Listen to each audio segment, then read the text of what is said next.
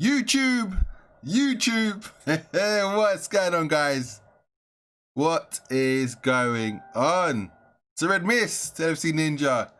You can catch me on Twitter. I regularly tweet here and there, just football-related stuff. As you know, obviously, my opinions, what I think about individual players, who's playing, starting lineups, transfers. I don't go into crazy detail because that's a whole, career dedication type thing. It's not really about that. I just want to kind of put my opinion out there on a bigger scale. I have a few connections in and around the place, so why not? Plus, I like football and I like to tweet about my goddamn team. So, guys, let's talk about the Arsenal game briefly, quickly, and then move on to Chelsea versus Liverpool. Well, Liverpool versus Chelsea at Anfield when we raise the EPL trophy. Get in, son. Have it. You know what I'm talking about. Yes. So let's move to the tactics screen. Guys, as you can see, Arsenal beat us at the Emirates 2-1. We weren't really bothered. It was annoying that we lost to them because suddenly our amazing record of wins and barely any draws is like come crashing down. It's really disappointing. But put yourself in, and some of us have played to a particular level. Myself, I played to a really good level, and I've been in situations where your team's won the league and you're playing with 2-3 games to spare. Actually, this does happen. Like a team that needs points, you come out, you've won. You don't really care. You honestly don't really care about the result. Like us as fans, right? We care because we just want. It's bragging rights. We want to brag to the rest of to the Arsenal fans. You didn't beat us even when we wasn't playing well. We had the trophy won. You still couldn't beat us. It's just bragging rights. Nobody really cares. The players don't really care. I say they don't really care. They care, but what is done is done. They've won the league. The hard work's done. Now imagine if they, blow their socks off just to beat Arsenal for an extra 3 points towards City's Centurions records, and then Mane and Salah both pick up injuries. Keeps them out for 2-3 months each. That is a blow to the start of our campaign next season. So what is the point, really? I know they play, but I'm sure Klopps says, guys, it's one. Don't go too crazy. We wanna play for the fans. Rare. Let's do what we can do.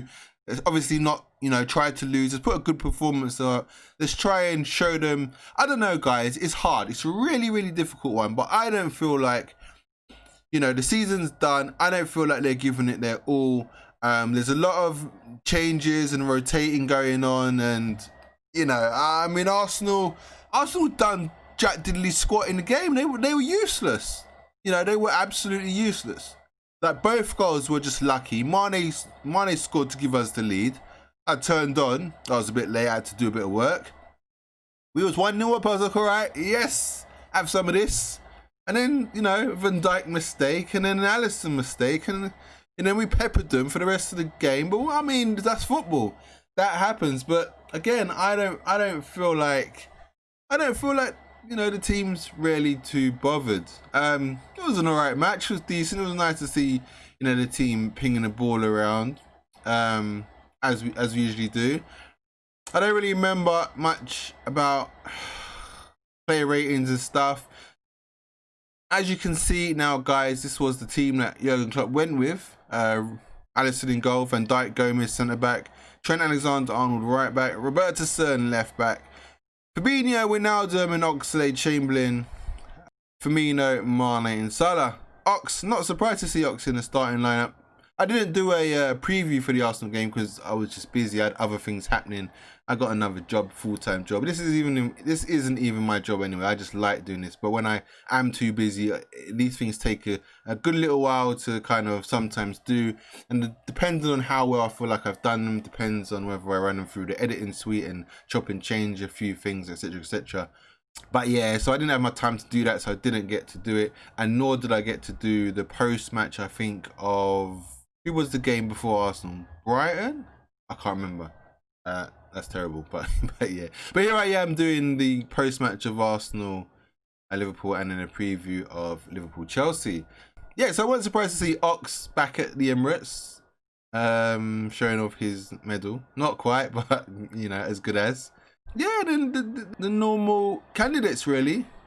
You know, that is the only real change. On the bench we had Divock Origi, Harvey Elliott, Minamino, Naby Keita, Williams. Lovren was back in the fold. You know, he's been linked with a move away.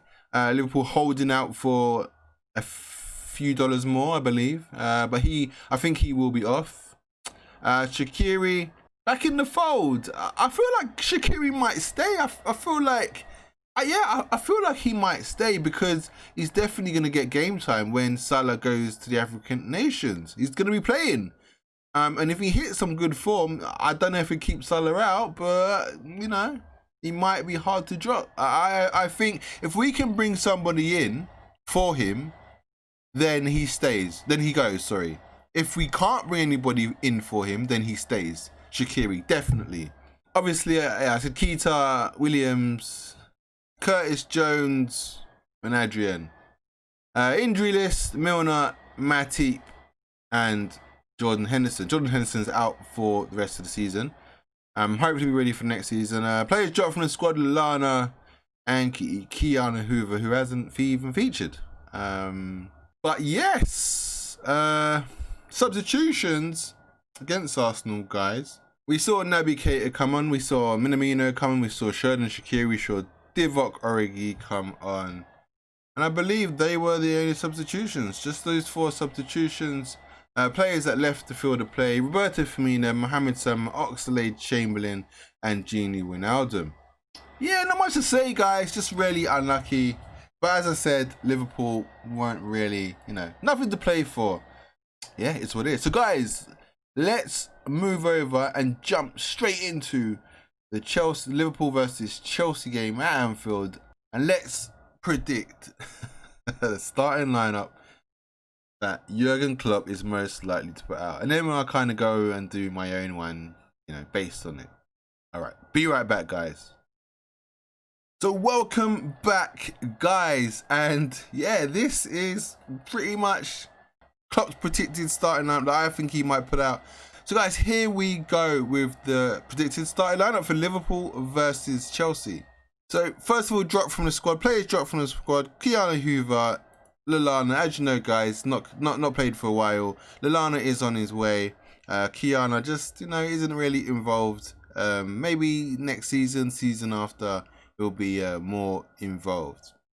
Injury list: Matip, Milner, Hendo out for the rest of the season, as you know.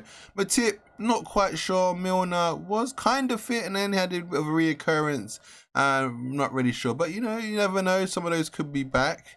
On the bench, guys, Klopp substitution: Lovren, Shaqiri, Adrian, Nico Williams, Alex Oxlade-Chamberlain, Naby Keita, Minamino, Harvey Elliott, and Origi. So they're Klopp substitutions.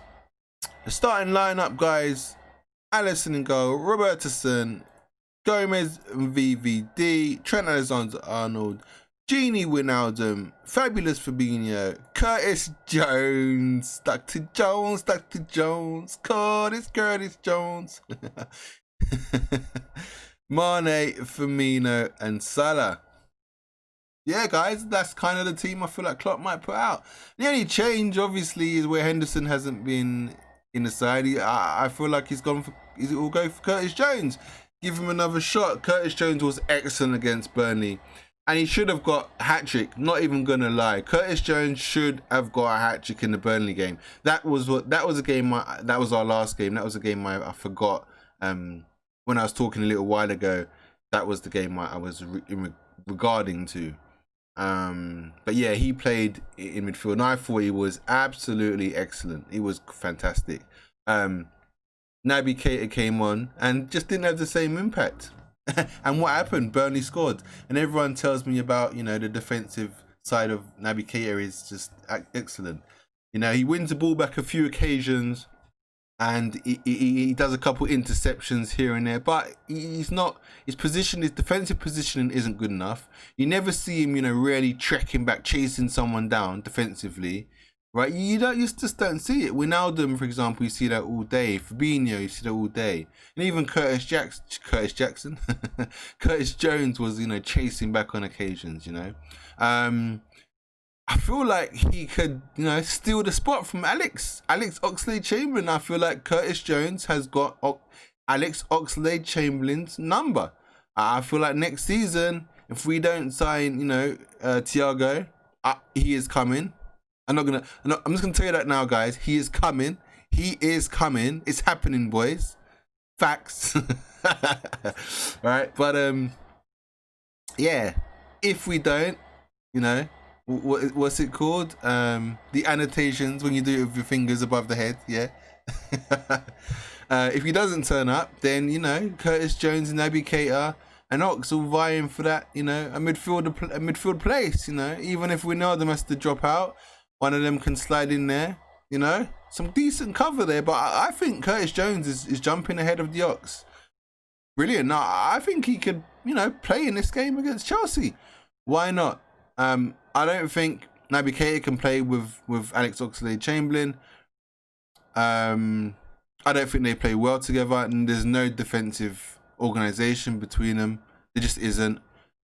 You need either Henderson or Wijnaldum alongside Fabinho, and then just have one of those guys.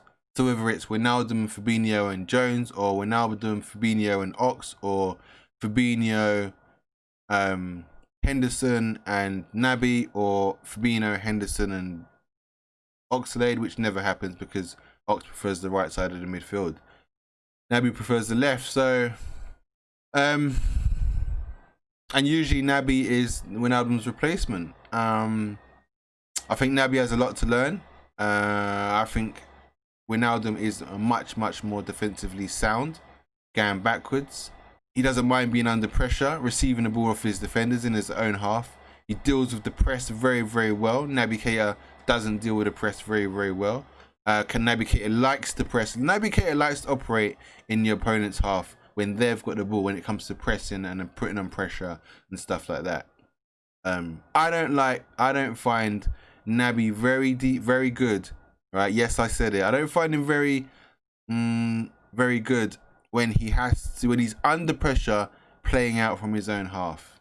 I don't think that's his strength. And that's why, in my opinion, Wijnaldum starts all day long above Naby Keita. In the other end, that's all good. But first of all, you've got to get to the other end. And what that involves is playing out from the back. And we play out from the back. So, yeah, Naby does need to, in my opinion, improve in that area.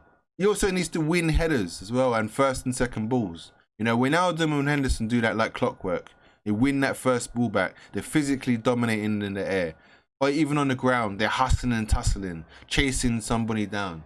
Like Naby needs to add the grit and that dog-like workmanship, dogged workmanship into his game. He hasn't got it. I don't care what anybody says. He hasn't got it. Show me all the stats you want to show me. Because certain stats, you cannot put them, certain stats just can't be read as stats, if that makes sense. Like, for instance, chasing back and marking areas and spaces and organising and talking and stuff like that. People think this sort of stuff doesn't matter. Of course it matters. Organisation is key, you know. So, for example, our defence, you telling me, you know, if there was a stat for, you know, how organised Van Dijk keeps our back line, you think he wouldn't be top of the table? Of course he would. This is what I'm saying with Gini and Henderson. They would be top of the table. And when certain players come on, like an Ox or Wijnaldum, an Ox or a Keita, this drops, this fizzles out. There's no communication. So therefore, our defence, our midfield becomes weaker. And this is why you can't always have him starting. He has to start with one of the other two, not start at all, basically. But guys, yeah, I think this is going to be pretty much the side. I don't know who I'd like to see. Who would I like to see? I would have won the game, and I certainly do not want to lose. If we lose to Chelsea, God, I think we will beat them personally. They're safe. I don't think they're really playing for much. I think they're definitely going to qualify for the Champions League. And our record's on the line, guys. Our record at Anfield is on the line. We survived Burnley. We was really lucky against Burnley. They hit the bar in the last few minutes. I think it was 5 minutes to go or something like that. We're really, really lucky. We can't have that again. We just cannot have that. I think Klopp will be like, I think we will see a performance, an absolutely excellent performance from the boys, because it's trophy day. I will be so pissed off and upset if we just play like shit. And yeah, and I absolute just, and we lose. I would be such a killer of a mood, and the record goes as well. Like it would be such. I don't even want to think about it, and I don't even want to bring it into the universe. I don't even want to talk this into the universe. We're gonna win, guys. We're gonna win. We're gonna win. We've drawn. We've lost. We've drawn. I'm gonna go for a 2-0 victory to Liverpool. Clean sheet. Although saying that, clean sheets nowadays for us, don't know. My scorers, I'm gonna go with a Roberto Firmino goal. Imagine the last Premier League home game, trophy lifting day, and Roberto Firmino finally scores a goal at Anfield in the title-winning season. This is the kind of thing Roberto Firmino has been doing in big games. Although it's not really a big game, it's a meaningful game. It's what he does, isn't it? So, yes, definitely one is going to be Roberto Firmino. And I think the other is going to be Mane or Salah. I think Salah's due one. He likes scoring against Chelsea. Who's he up against? Azpilicueta? I don't know. Mane's up against Reece Jones. I reckon Mane can get him behind Reece Jones. No, I think Reece Jones is the right back, so yeah, and then Aspi is left. But they might play a 3, which means Aspi would be centre. I'm going to go for Mane and Firmino for the goals. My predicting man in the match, I'm going to go for Fabinho. Yep, I'm going to go for Fabinho. Curtis Jones is a good little shout. He could start. If he doesn't start, then probably Ox will start. I think Ox is just, pedigreed. He knows what it's about. Kind of deserves to start, I guess, actually, Ox, because he's been, in this kind of game, the last home game title, Ox has been a good part of it this season. Obviously, it would have been Jordan Henderson if he was fit. That would have started, because that's, the team that's won the league week in, week out by, attaining the points we've attained. So it's only right that they will start, but because of that injury, probably Ox will start, I think. Hey, you could see Naby Keita. But yeah, I'd like to see Curtis Jones. And I think Klopp might just, squeeze in the Curtis Jones. Depends how sympathetic? I can't even say the word. Yeah, sympathetic. Is that a word? Yeah. Sympathetic. That Klopp feels. But yeah, guys, that has been the Liverpool-Chelsea preview. And the Arsenal-Liverpool, a basic post-match review of that game. So guys, once again, I've been the Red Mist FC Ninja. You can follow me on Twitter. And I will see you soon, guys, for the post-match reviews and a preview of Newcastle. Guys, let's do this.